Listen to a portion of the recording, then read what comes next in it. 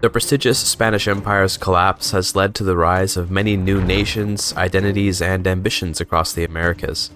Different Hispanic warlords called caudillos have risen up to carve their own domain from the dead imperial project. Not all subjects of Spain have abandoned the crown, though. In particular, the island of Cuba is a sleeping giant of industry which remains ostensibly loyal to the crown. There's a revolutionary sentiment on the island, though, with the Cubans feeling isolated from the once majestic rule of Spain. The Spanish monarchy is a crumbling legacy worth little loyalty, but it could be restored with the right leadership. Although it might feel preposterous to imagine a successor empire based out of Havana, the people could be persuaded to make it happen in good time. In today's video, we'll be taking Cuba down a path of independence and apotheosis. Building an economy in Cuba is easy, with all the natural resources available, and escaping the Spanish is merely a matter of time. The question is if little Cuba can rise to the task of not just escaping the Spanish, but replacing them. In 1836, Cuba is ruled by Miguel Tacón y Rosique, often just called Miguel Tacón. He's a Spaniard that served as a general during the Spanish-American Wars of Independence, although his career began with the Battle of Trafalgar. He was later appointed the Governor-General of Cuba, which he would rule with the double-edged sword of bringing prosperity and good governance with a reliance on despotism and slavery. Interestingly, in Victoria III, Miguel Tacón is culturally Caribeño, but he actually only ruled Cuba in reality for a few years before becoming a senator in Spain. He's a Spaniard, first and foremost for sure, having spent only about 4 years in Cuba, but maybe that's all the time it takes to go from Spaniard to colonial. Anyway, he's considered cruel in-game, meaning we can get consumption taxes for less authority, but also dropping our standard of living across the board. The goal as Cuba, early on, is mostly to just attract as many Spanish immigrants as possible before eventually breaking free from Spain. Thankfully, it's not hard to bring in immigrants with a migration decree and a bunch of plantations to make jobs. We're going to be using coffee to jumpstart a reasonable economy, and the reason why is quite simple. Of all the plantation goods available in Cuba, only coffee has a prestige good company. See, I'd have loved to do a Cuban tobacco company and make cigars or something, but there are no prestige tobacco companies, so coffee it is instead. I guess in the future, Americans will be illegally importing Cuban coffee instead of cigars. Oh well. The reason why plantations are really good as Cuba is that they're quick to build, they generate high profits, and employ a large number of people relative to how long it takes to make them. If we tried to start up a more industrial economy right away, we'd have our base 10 construction points to use for making mines and steel mills and stuff. A steel mill is 800 construction points, so that one building would require 80 weeks to make. A coffee plantation is 200 construction points, so we can make 4 coffee plantations, which is 20,000 jobs, in the time it takes to make one steel mill, which is only 5,000 jobs. You see what I mean now? More jobs is more standard living, and more standard living is more migration. As well, the plantations make solid profits thanks to the fact that we can sell the coffee to Spain. Anyway, most of the early game here is going to be making coffee, but I was granted Puerto Rico in May of 1836, which usually happens in most games. I think because Puerto Rico has Caribeño homeland, the Spanish like to grant it to Cuba. It's not a very useful island, sadly, since it has little resources and little arable land, but we'll take whatever we can get right now. After getting a couple of coffee plantations down, I queued up some iron and coal mines alongside some tools. I'm not intending to actually build them for a little while, but I'm just queuing them up to sort of plan my economy. I do want to industrialize, just not yet. And an interesting note about construction when you have only 10 construction points, by the way, you might see that I had a pretty high budget, so you'd think I'd want some construction sectors. You'd think that, but I can only afford 1, maybe 2 at most. If I were to build 1 construction sector using iron construction methods, I'd have 15 construction points. Sounds good, right? Well, the private sector will take half, meaning I'd have 7.5 for my buildings and 7.5 for the investment pool. This early on in the game, I'm not concerned about getting my investment pool to be used, so I'd actually rather just keep all 10 construction points for myself right now. Until we have at least 1 construction sector, the investment pool can't be used. Now, later on, once I can get down at least 2 or 3 construction sectors, it'll be worthwhile to put them down, since I'll want to be using my investment pool and I won't be slowing down my own buildings. Instead of making construction, we're going to massively drop taxes in the hopes of attracting more migrants. In the hopes of one day gaining independence, I checked who wasn't getting along with the Spanish, and it looks like the Americans are belligerent, so I made a treaty with them, the Cuban Freedom Congress. In exchange for an obligation, I'll be getting independence support, some money, and military support. Those £700 aren't insane for me by any means, but it is a nice little boost for sure. By 1839, I had enough of a budget thanks to those American donations, even on minimum taxes, to afford 3 construction sectors, which means it is now worthwhile to make construction. With 25 construction points, I'll be using 12.5 on government buildings and 12.5 for the investment pool. Unfortunately, my demand for construction goods has resulted in several shortages across the Spanish Empire, which I think is really funny.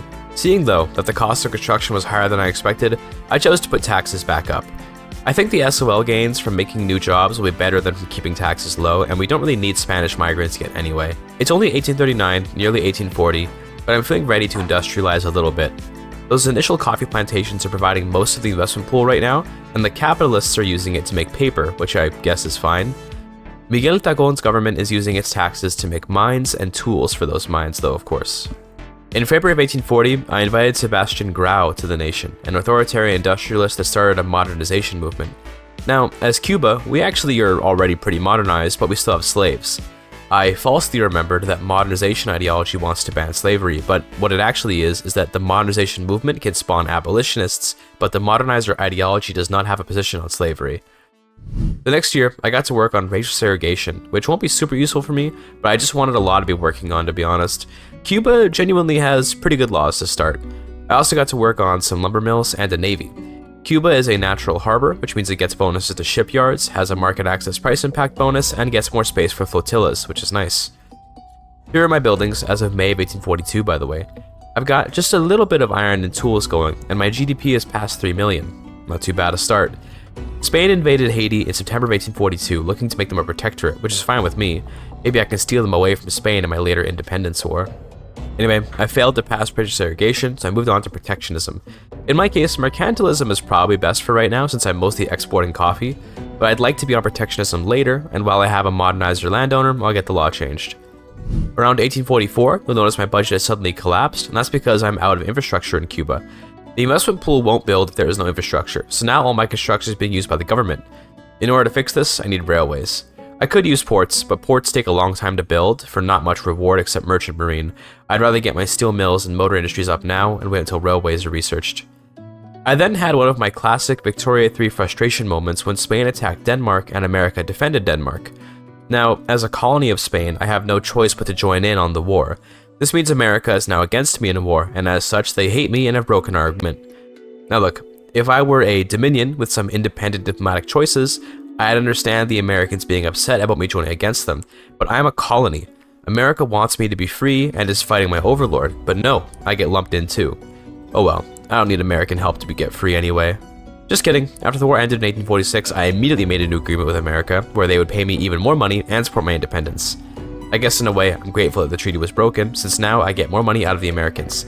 This is the new Cuban Liberation Congress. Very cool. Anyway, I have 30 more months until railways are researched, and I'm using my construction to build a navy now, since those don't cost any infrastructure. It's expensive, but all I have to do is pause construction if I'm worried about my budget. Remember, I talked about migration before, by the way. We can see as of July of 1847, I've got over 500,000 Spaniards here in Cuba. It's a relatively slow trickle, but almost 1,000 Spaniards are coming in each week right now, and that's wonderful for my demographics, given Spanish pops are fully tolerated. After building my navy and seeing my piling loans, I decided to pause construction in October that year and wait until I have railways to keep going so that my investment pool could shoulder some of the construction costs. I got my first railway in September of 1848, which allowed me to reopen the construction sectors, although my budget is still hurting. I'm hoping that perhaps my new company, Tony Soprano's Wise Investment Plantations, named after a beloved channel member, can help increase my income in time for my upcoming war with Spain.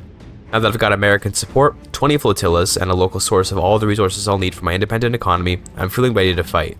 I don't want independence yet, since I really like being in the Spanish market for now, but I do want to become a dominion. With dominion status, I can start my own wars and won't be obliged to join Spain in all of theirs.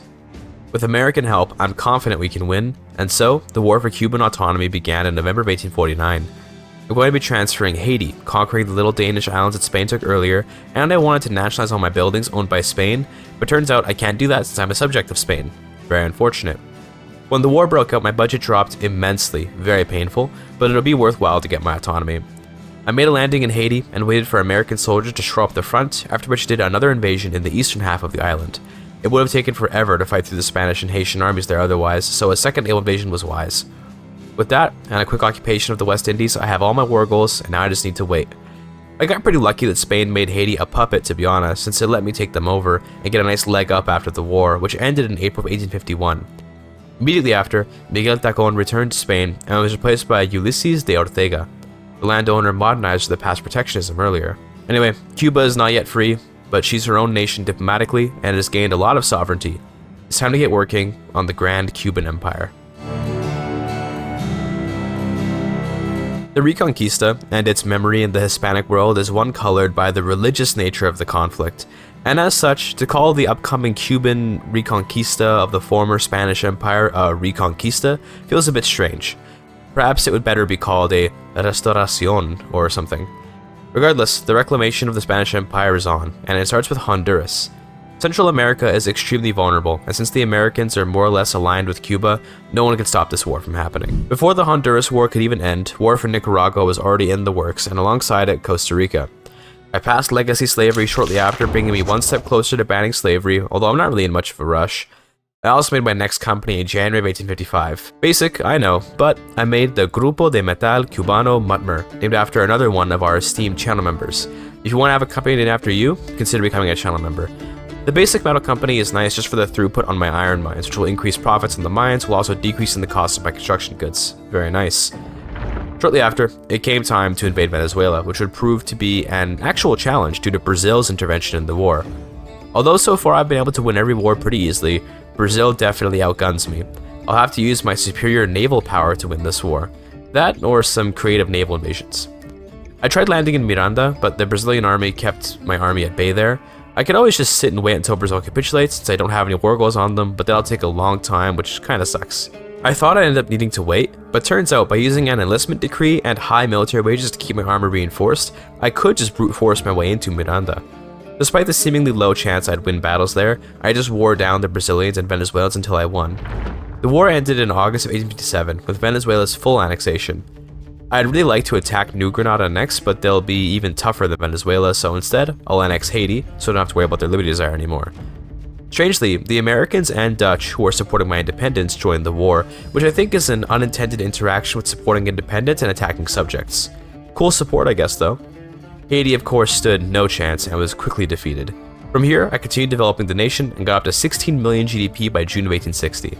In fall that year, I started making reserve coffee, which will be excellent for my heavily coffee-dependent economy.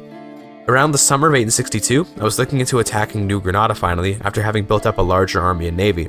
I'm really hoping Britain won't join against me, as that would kill me. Only Brazil joined, which is good, since I beat them against Venezuela last time. I'm hoping this war won't be too long, since my army is expensive, but I would end up quite disappointed on account of that. My army ended up somehow getting trounced compared to last war and ran out of manpower, meaning I had to retreat. In response, my enemies occupied Venezuela, which sucks for them, I guess. I'll need to sit in Cuba for a while and reinforce my army, but thankfully, I do have naval dominance, meaning none of my important land will ever be under threat here.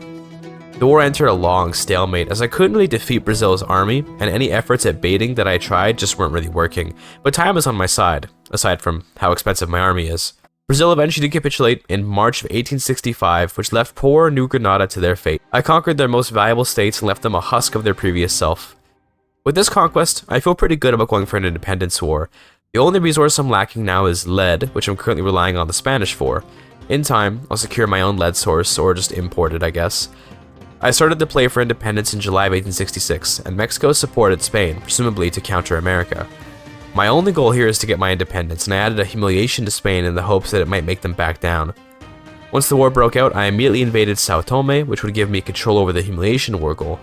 I thought the war would take a while, but turns out Spain sent a huge army to Mexico and America slaughtered it, which is eroding Spanish war support very quickly.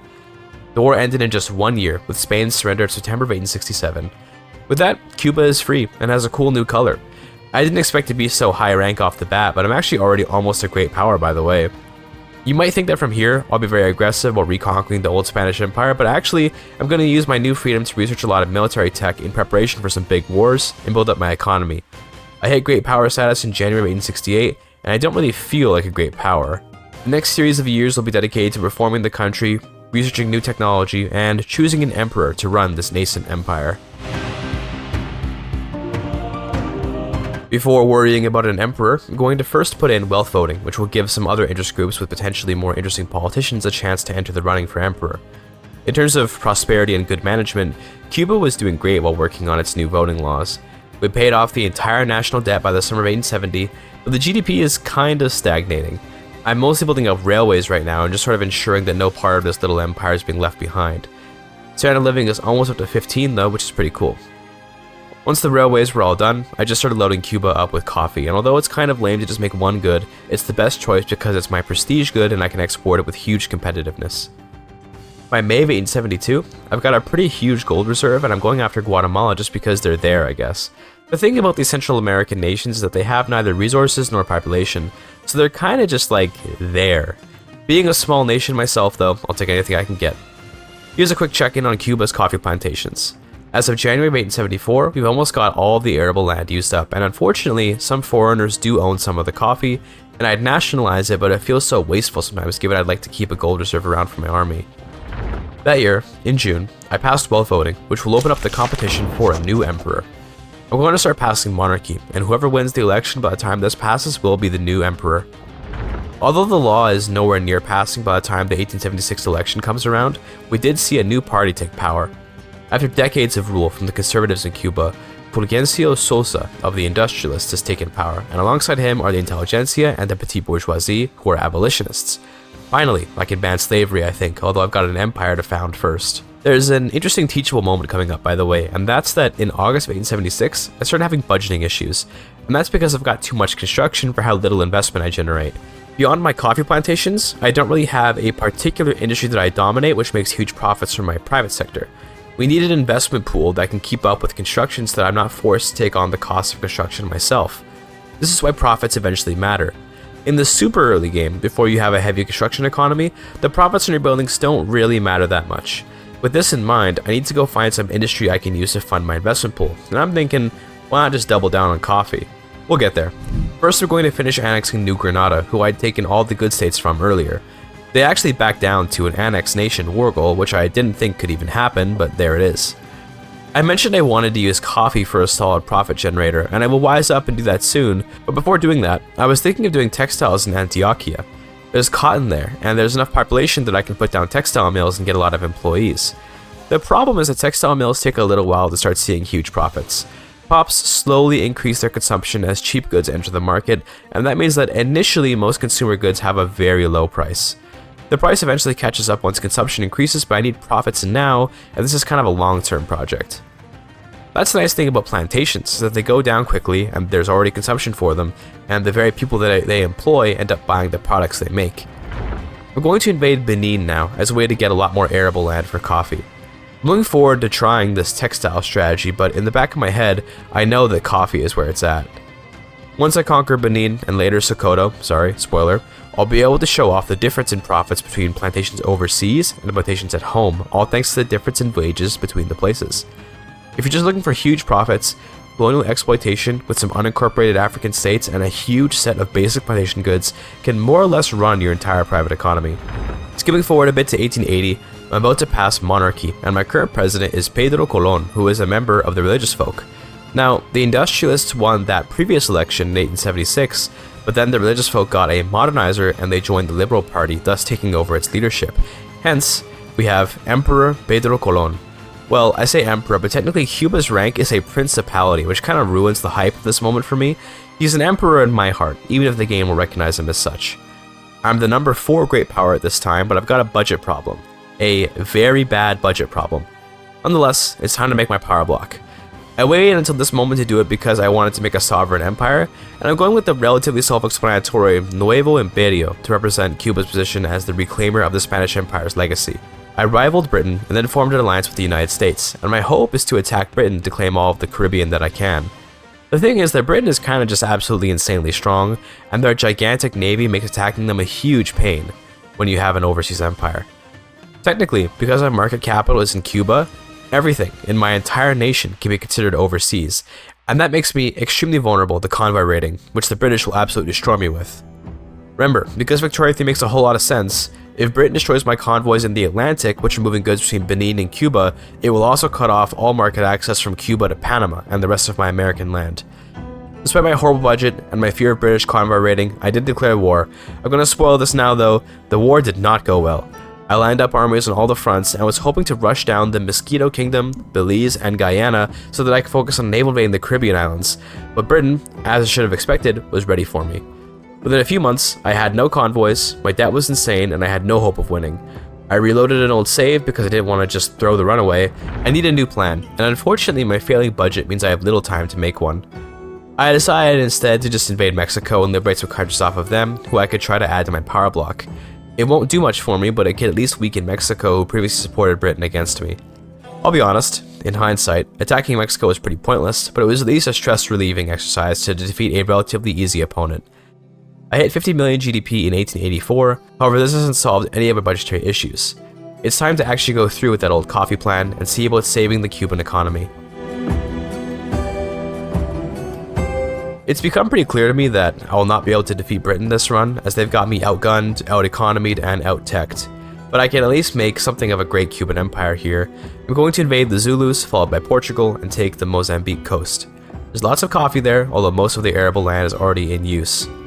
During this time, I also got the Spectre haunting the World Journal entry, which feels thematically appropriate given how poorly run the nation is currently. With all the debt, the lack of meaningful wars, and overall lack of enthusiasm with regards to the empire's proclamation, this idea of a Spanish empire centered in Havana had more bombast in theory than in practice. I'm going to invade Sokoto now, since their arable land and population add up to a whole lot of potential money. I'm going to queue up all the coffee possible once I conquer them, which I did easily of course. Assuming no great powers come to protect these unrecognized nations, my army is powerful enough to be quite dominant in the world. Through these coffee plantations, I could save my dying budget, and it'll be because of all the profits they make. The advantage of putting plantations down in unincorporated, discriminated reaches of the empire is that the profits will be through the roof, but I won't make any taxes on it because it's unincorporated. However, I will get an investment pool which can cover my building costs. I'm going to use violence suppression and road maintenance decrees to increase the speed at which I build the plantations, and you'll notice my GDP increasing pretty rapidly because of this. In November of 1888, I've got 80 million pounds of GDP, and thanks to the monopoly on coffee I gave my company, they're buying up all the plantations and just raking in the cash. Refer to the company graphs to get an idea of the impact of this coffee. Sorry about all the skipping around, by the way. The truth is, not much is happening, as I was more or less planning to make the whole war with Britain into a climactic peak of the video, and then that went horribly. At the very least, consider this tactic for your own games in the future. If you're having trouble with investment pools and budgets and all that, just go make some coffee with a company or something. In June of 1891, I've got over 90 million pounds of GDP, and I've almost got a balanced budget. By December that year, the budget is balanced, and the GDP is at 95 million pounds. Not bad, eh? The problem, of course, with a plantation economy is that they are inefficient in how many pops they use for how much GDP and profit they make. They're great to start, but we'll want to eventually get better industries like textiles, furniture, and steel, among many others, which will hire engineers and pay better wages. That will elevate our standard of living. That being said, I'm not particularly interested in the prosperity of the people of Sokoto, so it's no big deal, right? Check out this plantation in East Hausaland. Over 150% throughput and over 100,000 pounds of profit. I want to convert some of those profits into income from my budget, so I'm going to put on a small tariff for the coffee. It says I'll make almost 60k in pounds from the tariffs, but remember that tariffs will reduce your trade volume. You can see that effect by looking at the trade centers that export coffee in your nation. My trade center in Cuba is now losing 44,000 pounds due to tariffs, and to fix that, they'll reduce the trade volume. You can also see my GDP going down because of the drop in coffee price from the drop in its external trade. In this case, I have no problem with that because my budget is more important to me. So, at this point, I'm happy with my budget and I'd like to see if maybe I can make even more money off my plantations. Owning them directly is fine, but I'm actually going to release a colonial administration there. There are two nice things about colonial administrations. First, they immediately incorporate the states they'd been given when you found them, so that fixes the mappy malice for being unincorporated, aiding profits, and allows the workers' businesses there to be taxed. That being said, they'll be taxed by your colonial administration, but they pay a cut of their taxes to you as their overlord, so you can sort of extract more wealth that way. It's not always best to make a colonial nation, and I don't know the heuristics for exactly when it's the best choice, but in this case it felt like a good idea. I know it's an anticlimactic denouement of a chapter here, but you know, by letting go of the need for imperial ascension, Cuba has actually grown into something much greater. The standard of living back home is great, the budget is balanced, and the national debt is being paid off. It was in September of 1894 that I invited the highly popular anarchist Roland Bouguereau. I'm thinking that if the empire was a bad idea, it should be done away with, which is ironic considering we're only now creating a better life for the Cubans with this empire. In 1896, I got to pass a counter-republic, knowing full well there could be a civil war. While working on that, I invaded Ecuador, thinking it would be a simple war, and then both Russia and Brazil got involved. But I'm confident I can outlast the Russians and then defeat the Brazilians and Ecuadorians. Notice how now, even with my army fully mobilized, my budget is only slightly in the negative. We really have saved the nation, I'd say.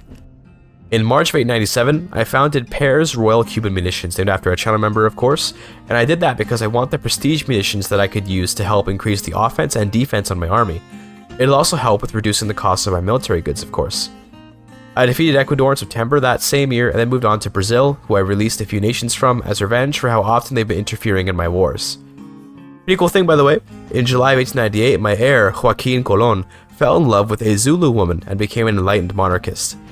Sadly, his enlightening ideals will be left to the wayside as despite the royalists' protests, the Council Republic of Cuba came to be in March of 1899 under Fidel Laredo.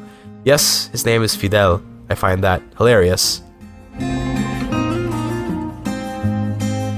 With the abandonment of the imperial dream comes the embrace of the socialist dream. Spurred on by the sudden independence of India from Britain, which I have no idea how that happened by the way, Cuban fervor for the seizure of the means of production is at an all-time high. First, though, comes the destruction of the landowners, whose influence is still far too toxic and destructive in the nation. Cuba currently uses a tenant farming system, which will be replaced by a compromise. Sure, the council could implement collectivized farming, but there's actually only sparse little farming in Cuba, so it wouldn't be that much of a victory to collectivize it, and it would upset the fragile balance of power between the rich capitalists, the moderates, and the radical socialists. So, commercial agriculture will be a happy compromise, after which cooperative ownership should be easier to pass. Big time skip here, but in June 1903, I've passed commercial agriculture, and you'll notice my GDP has caught up to where it was before I made those colonial administrations. I completed the Workers' Republic journal entry in March 1904, which lets me pick from a communist or an anarchist path. Assuming these haven't been changed since the game released, which I think they haven't, the rewards for either path are totally useless, but you know, it's fun for roleplay, I guess. Anarchism, aside from getting multiculturalism, is total trash, but again, in concept it's fun. I passed cooperative ownership in September 1904, and honestly, it won't change much considering my industries aren't hugely profitable. Most of my nation's prosperity is locked up in coffee. The other industries are all pretty mediocre. Nonetheless, I reached 16.4 SOL alongside 100 million pounds of GDP again in July of 1905, and as one last hurrah, I went for a war against Britain. Maybe this time I can win, right?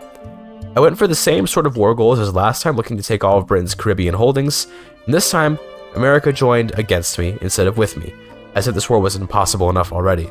Looking at my immensely negative budget and the overwhelming navies and armies encroaching on my land, it's quite clear that this is the end for Cuba's dream of defeating the British. I gave it a shot, but you know, there's an interesting story to be told here about humility and realigning the meaning of a legacy after defeat and so on. I could easily reload to before starting this war and then continue growing the economy, but you know, I've got a pretty nice little power block which at least somewhat resembles the Spanish Empire, right? You know, I'll take it. Sorry for the kind of mid playthrough here, but it was too interesting a concept for me to leave it alone. How about you give it a shot to restore the Spanish Empire as Cuba and see how you do? By the way, I want to say I'm sorry about how long this video took. I was in Sweden about 2 weeks ago, and then I got like really sick. Like I don't leave my house much, and then I went to Europe, so I got a cold for like a while, and my throat was really bad, and I didn't want to record a video with a bad throat. So you might even still be able to hear some remnants of the cold right now. But basically, I'm better now, and it made a delay in the video. Sorry about that. Anyway, hope you enjoyed. Thank you for your time.